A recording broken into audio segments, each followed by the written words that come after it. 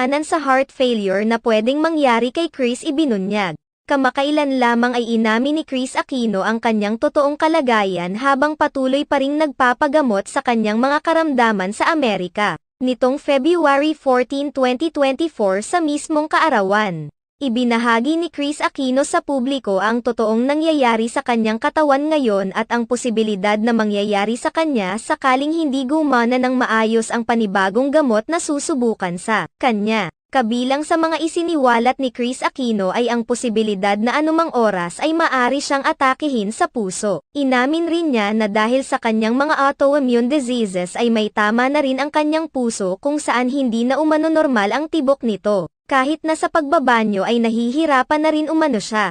Bukod pa rito, maaaring anumang oras, kahit sa kanyang pagtulog ay bigla na lamang hihinto sa pagtibok ang kanyang puso. Samantala, may isang netizen